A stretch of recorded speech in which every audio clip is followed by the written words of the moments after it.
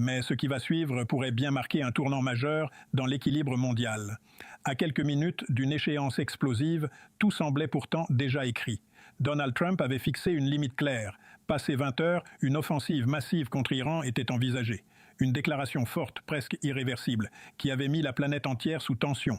Sur les réseaux sociaux, certains parlaient déjà d'un point de non-retour. D'autres redoutaient une escalade incontrôlable au Moyen-Orient. Et puis, tout bascule. À la surprise générale, un cessez-le-feu est annoncé. Brutalement, sans montée progressive, sans véritable préparation visible, une décision qui, selon certaines sources, aurait été prise dans les toutes dernières heures, voire les toutes dernières minutes. Immédiatement, les réactions explosent. Sur X et Facebook, certains internautes parlent d'un recul stratégique inattendu. D'autres vont beaucoup plus loin, évoquant une capitulation pure et simple. Mais que s'est-il réellement passé ? Selon les premières déclarations, ce cessez-le-feu serait bilatéral et ouvrirait la voie à des massacres basés sur une proposition iranienne. Et c'est là que la situation devient encore plus intrigante, car pendant des semaines, Washington semblait rejeter catégoriquement les conditions posées par Téhéran. Certains analystes affirmaient même qu'aucun compromis n'était possible.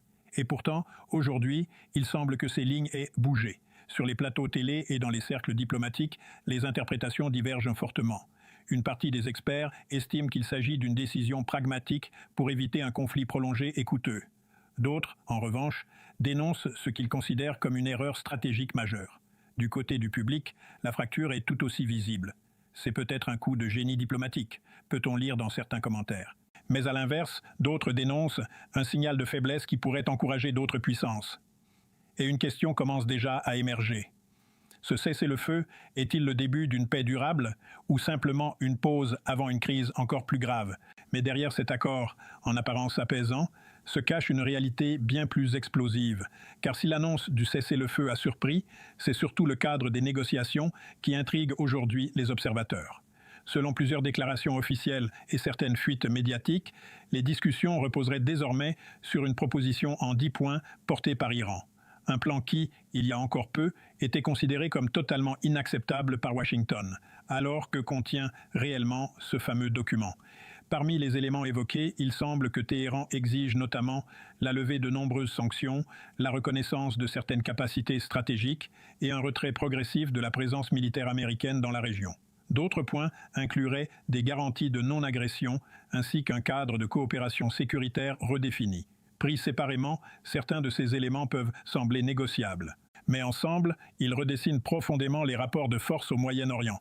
Et c'est précisément ce qui alimente la controverse. Sur les réseaux sociaux, les réactions sont extrêmement polarisées. Si ces conditions sont réellement acceptées, c'est un séisme géopolitique, affirment certains internautes. D'autres tempèrent, on ne connaît pas les détails exacts, il faut rester prudent. Une partie du public reste sceptique, estimant que les informations sont encore trop floues pour tirer des conclusions définitives. Du côté des analystes, même division. Certains estiment que ce plan pourrait représenter une base réaliste pour désamorcer un conflit majeur. D'autres, en revanche, considèrent qu'il pourrait donner à l'Iran un avantage stratégique significatif, notamment sur des zones clés comme le détroit d'Ormuz. Mais un point fait presque consensus. Si ces 10 conditions servent réellement de base aux négociations, alors il s'agit d'un changement de position majeur. Et c'est là que la situation devient encore plus complexe.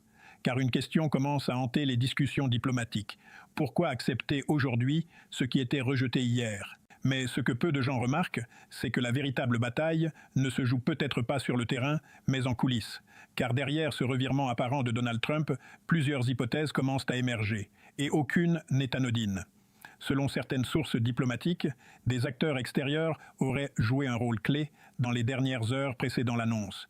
On évoque notamment des médiations indirectes impliquant des puissances comme la Chine ou encore la Russie, avec un relais régional du côté du Pakistan. Officiellement, rien n'est totalement confirmé.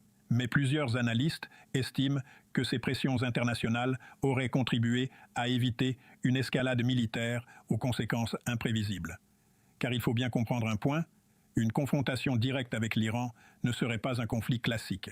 Certains experts évoquent un scénario de guerre régionale étendu, avec des impacts immédiats sur le pétrole, les routes maritimes et la stabilité mondiale. Et c'est peut-être là que se trouve une première clé de lecture. Plutôt qu'un recul, certains y voient un calcul stratégique. Une manière de gagner du temps, de repositionner les alliances, voire de tester les intentions réelles de Téhéran. Ce n'est pas forcément une faiblesse, c'est peut-être une pause tactique, peut-on lire dans certaines analyses en ligne. Mais cette interprétation est loin de faire l'unanimité. Sur les réseaux sociaux, le débat est particulièrement tendu. Il a cédé sous pression, affirment certains internautes. À l'inverse, d'autres défendent une approche plus nuancée. Mieux vaut négocier que déclencher une guerre incontrôlable. Une autre hypothèse circule également, celle d'un calcul politique interne. À l'approche d'échéances importantes, éviter un conflit long et coûteux pourrait être perçu comme un choix rationnel sur le plan électoral, mais là encore, rien n'est officiellement confirmé. Ce qui est sûr, en revanche, c'est que ce changement de cap soulève une question centrale. S'agit-il d'un mouvement stratégique maîtrisé ou d'une décision imposée par des contraintes invisibles? Et la réponse à cette question pourrait bien redéfinir toute la lecture de cette crise. À première vue, tout semble pencher en faveur de l'Iran. Mais la réalité pourrait être bien plus nuancée qu'il n'y paraît. Car depuis l'annonce du cessez-le-feu, une narration dominante s'impose, celle d'une victoire iranienne face à Donald Trump. Sur les chaînes locales et certains médias internationaux, le ton est triomphal. Des responsables iraniens évoquent même, selon certaines déclarations, une défaite historique des États-Unis. Sur les réseaux sociaux, cette perception se propage rapidement. Téhéran a tenu bon et a imposé ses conditions, peut-on lire dans de nombreux commentaires. D'autres parlent déjà d'un changement d'air dans les rapports de force au Moyen-Orient. Mais est-ce vraiment aussi simple?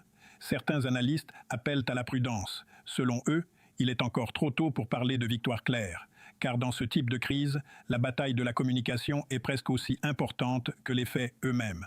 Une hypothèse suggère que chaque camp cherche avant tout à contrôler le récit.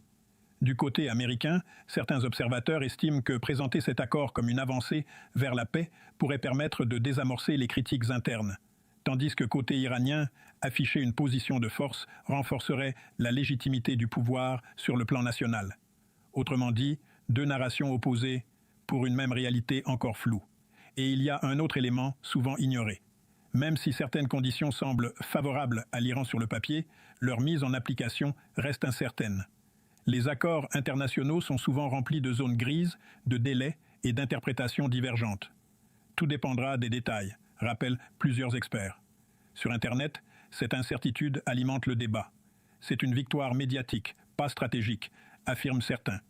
D'autres, au contraire, estiment que, même symboliquement, le signal envoyé est énorme.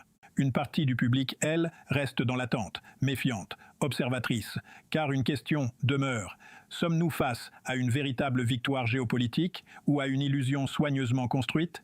Et dans ce genre de situation, la perception peut parfois être aussi puissante que la réalité elle-même.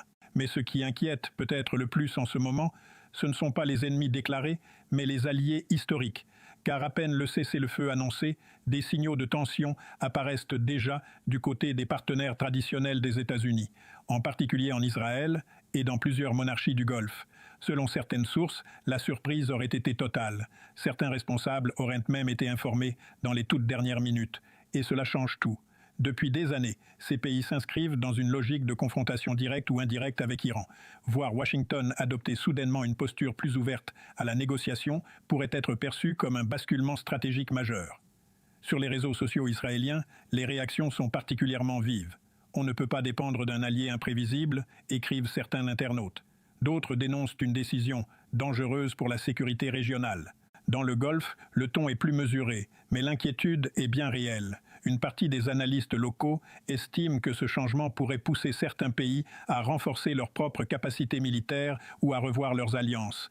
Et c'est là que la situation devient potentiellement explosive, car une hypothèse commence à circuler, celle d'un désalignement progressif entre les États-Unis et certains de leurs alliés clés. Si cette tendance se confirme, elle pourrait redessiner en profondeur les équilibres régionaux. Mais ce n'est pas tout. Selon plusieurs informations encore non confirmées, certains acteurs pourraient chercher à tester, voire à fragiliser ce cessez-le-feu.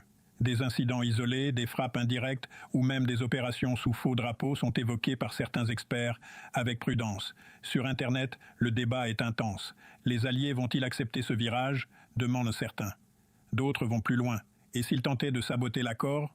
Une partie du public reste sceptique, estimant que la situation est trop instable pour durer, car au fond, une question cruciale se pose déjà. Ce cessez-le-feu est-il soutenu par tous ou seulement toléré en surface? Et si les Alliés commencent à douter, alors le véritable danger pourrait venir de l'intérieur même du camp occidental. Et à peine annoncé, le cessez-le-feu semble déjà vaciller. Car dans les minutes qui ont suivi El Haïtar Haration, des informations contradictoires ont commencé à circuler.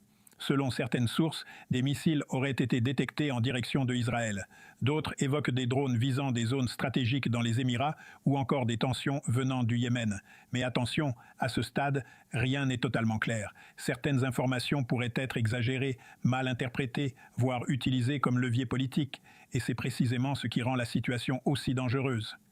Dans ce type de crise, une simple alerte, réelle ou non, peut suffire à faire basculer tout un équilibre. Sur les réseaux sociaux, la confusion est totale. Le cessez-le-feu est déjà mort, affirment certains utilisateurs. D'autres appellent au calme, attendons des confirmations officielles. Une partie du public commence même à évoquer un scénario bien plus inquiétant, celui d'un accord fragile, volontairement mis à l'épreuve dès ses premières heures. Certains analystes avancent une hypothèse troublante. Et si ces incidents, qu'ils soient réels ou amplifiés, servaient à tester les limites de l'accord, ou pire, à créer un prétexte pour le rompre? Car historiquement, de nombreux cessez-le-feu ont échoué non pas à cause de décisions officielles, mais à cause d'événements périphériques, parfois impossibles à attribuer clairement. Et dans ce contexte, chaque acteur a ses propres intérêts. Pour certains, maintenir la paix est prioritaire. Pour d'autres, un retour rapide à la confrontation pourrait être perçu comme plus avantageux.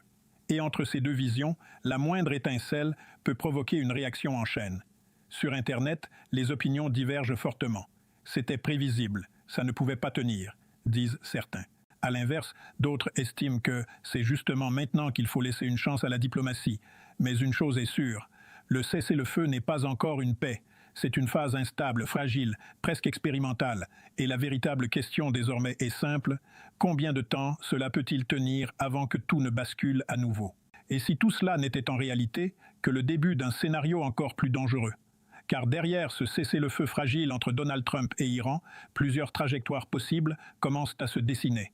Et aucune n'est totalement rassurante. Premier scénario, une paix durable.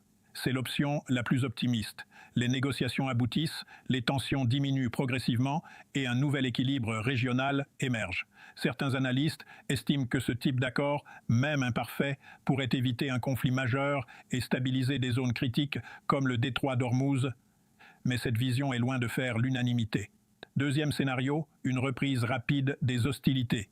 Si les incidents évoqués précédemment se confirment, ou si l'un des acteurs estime que ses intérêts ne sont pas respectés, alors le cessez-le-feu pourrait s'effondrer en quelques jours. Ce genre d'accord tient souvent à un fil, rappellent certains experts. Et puis, il y a un troisième scénario, plus subtil mais potentiellement plus profond. Celui d'un basculement géopolitique progressif. Car si les États-Unis semblent, même temporairement, adopter une posture différente, cela pourrait ouvrir la porte à d'autres puissances. La Chine et la Russie pourraient renforcer leur influence dans la région pendant que les alliances traditionnelles se redéfinissent. Sur les réseaux sociaux, cette idée fait déjà débat. On assiste peut-être à un changement d'ordre mondial, avancent certains. D'autres restent prudents. C'est trop tôt pour tirer ce genre de conclusion. Une partie du public, elle, observe avec méfiance. Les précédents historiques incitent à la prudence. Beaucoup rappellent que les accords de paix les plus prometteurs ont parfois été suivis de crises encore plus graves. Et c'est là toute la tension de la situation actuelle. Rien n'est encore joué. Tout peut encore évoluer, dans un sens comme dans l'autre. Mais une chose est certaine, ce moment marque un point de bascule. Un instant où les décisions prises aujourd'hui pourraient avoir des conséquences pendant des années. Alors la vraie question reste ouverte. Sommes-nous à l'aube d'une désescalade historique ou au bord d'un conflit encore plus complexe?